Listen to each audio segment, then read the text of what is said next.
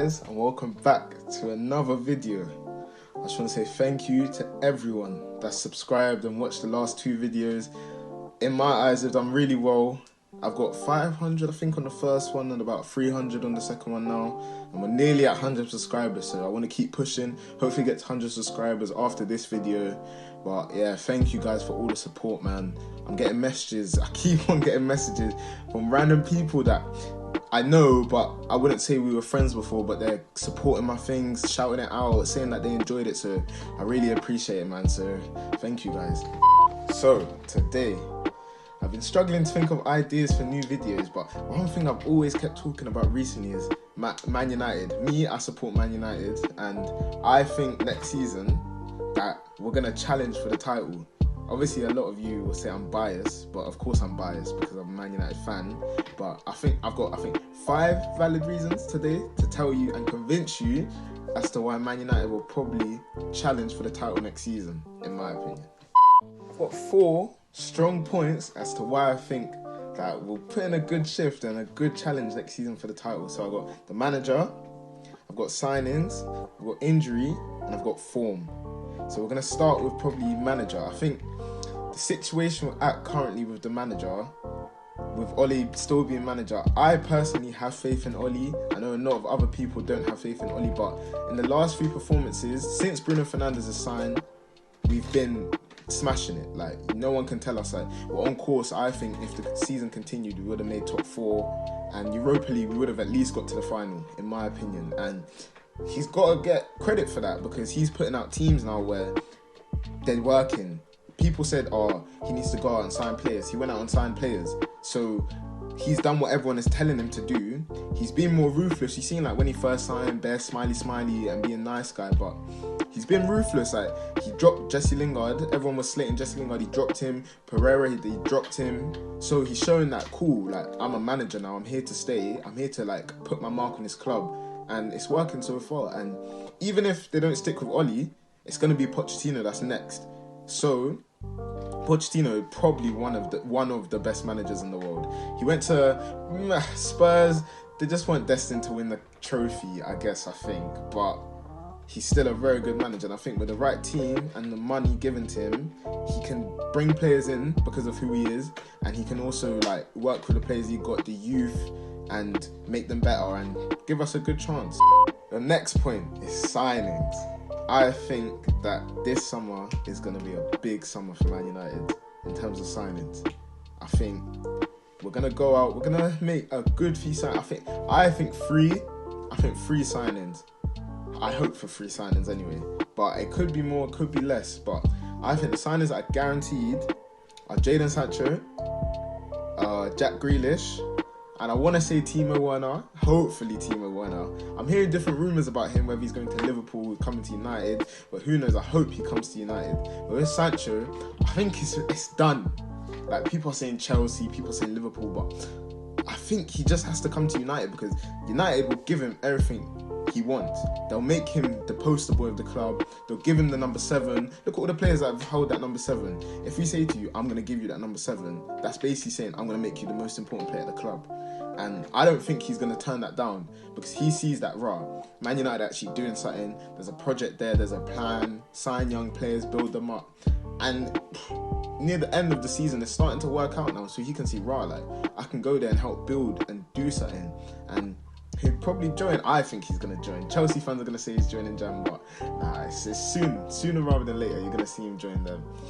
But cool. Who else? Jack Grealish. I think Jack Grealish is going to be a good signing. I think at Aston Villa, he's the best player, and he's just doing everything for the team. He carries the team in the midfield, scores goals, creates chances, his completed dribbles is nuts. If you look at all his stats, bear in mind who he plays for, his stats are very, very good.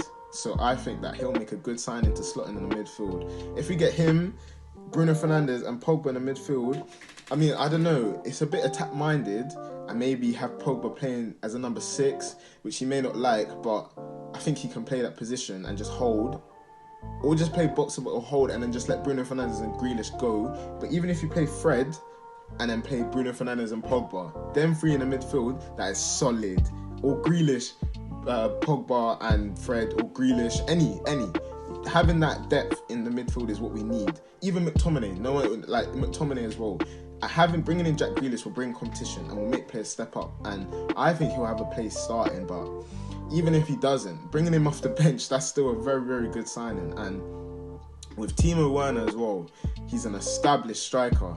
In the Bundesliga, he's bagging goals every season, like 20 goals at least every season.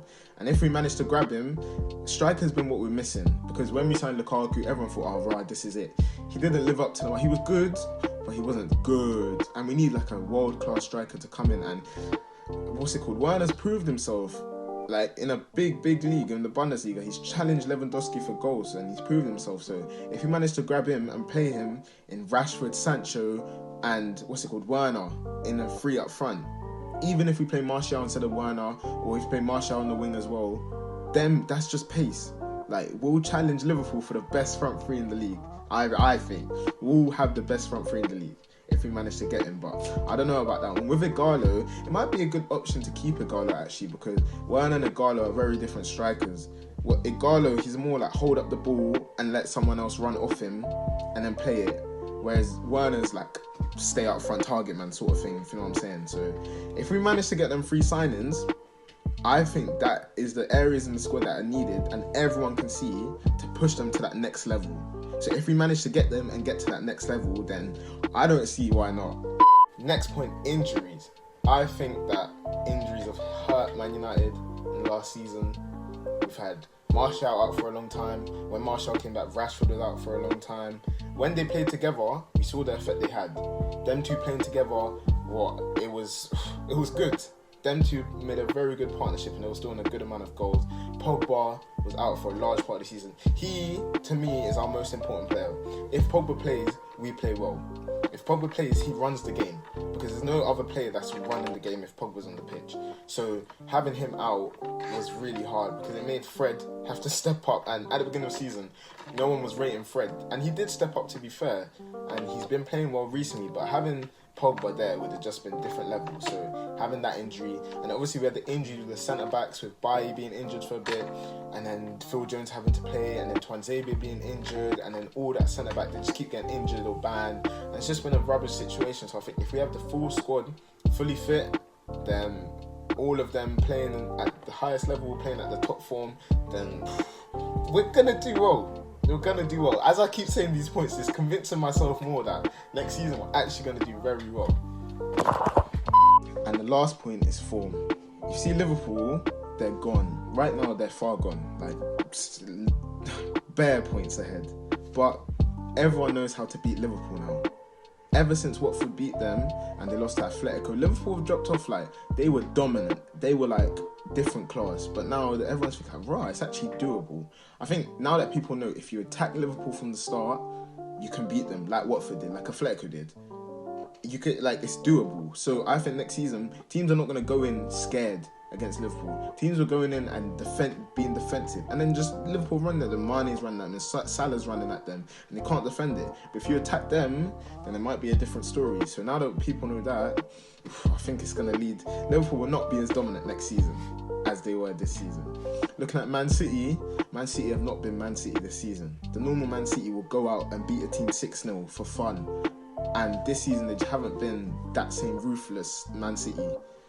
They've lost to Norwich. They've lost a lot of games or dropped a lot of points that they shouldn't have, and it's shown that there's actually a space for people to come and beat them. Because normally, if a team like Burnley, for example, go to Man City, you don't even have to look. You just look at Sky Sports app later and see 6-0. But this season, you see that, and they're drawing with them. They're actually scoring goals against them. It's been a lot to do with their injuries and having to play Fernandinho at centre back, but you can see that there's something going on there, and they've got a lot of players that might be leaving. Sane might be leaving to Bayern Munich. I think that's going to happen. So if that happens, there's a lack of depth. They have the biggest depth in the whole of the Premier League. But if they start losing players here and there, it's just going to slowly go and allow someone else to come and take their spot in the league. So yeah, I don't know about Man City, to be honest. And Leicester are a very good team. And I think Leicester are going to become one of the big teams in the future. But like right now, they shouldn't be third. If you look at it, one of the big 6 teams should be third.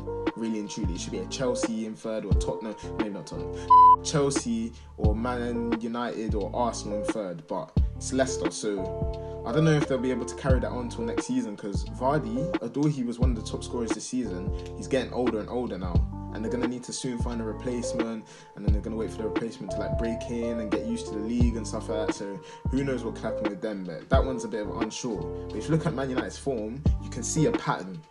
You can see recently, when everyone's been playing and Bruno's there, like, we're doing well. Ever since Bruno's come, the goals he's bring, the assists he's bring, we've been doing very well. So if we carry that form on with him in that form, which I think he can stay in for a whole season, we could break into that spot. We can challenge, and we could actually go to teams and say, yeah, we're going to attack you and we're going to win, because we're Man United. Because Man United used to do what Man City were doing.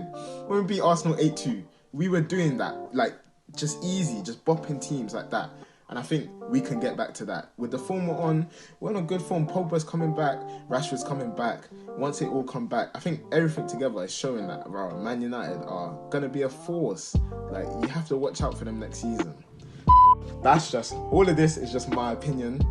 I know a lot of other fans are going to say, oh, this guy's waffling, he's a Man United fan, he's just chatting rubbish, blah, blah, blah. I want to know what you lot think. So either leave in the comments, or you have my socials, message me. Let's have a conversation, because I'm actually curious to think, like, see what other people think about the situation. Because I think, like, Man United, they're going to be a top team again. Obviously, if you ask an Arsenal fan, he's going to say, nah, they're not. Or you ask a Liverpool fan, they're going to say, nah, they're not. But I want to know why. I want to actually have a conversation with someone and find out why they think that Man United won't do well, or why their team will do better. So yeah, hit me up, innit? That's it for today. Thank you guys for watching. That one's like, I think if I keep on just making videos like this, just talking about my opinion and seeing what other people think, I'm going to try it. I'm trying to sort out a few things that may work, a few collaborations, a few different ways to do it over Skype or Zoom or something, just to make it work, to bring something different to you guys. So obviously, you've seen a lot of me just sitting down and talking, but I want to make the channel more interactive for you guys, so I'm going to try and do that. But thank you guys for watching. Keep sharing it, keep subscribing, keep liking, comment what you think. Share this with all your friends, family. I want to get to 100 subscribers, please, today, or after this video comes out. I want to get to 100 subscribers, so let's push this out, guys. Thank you, and take care.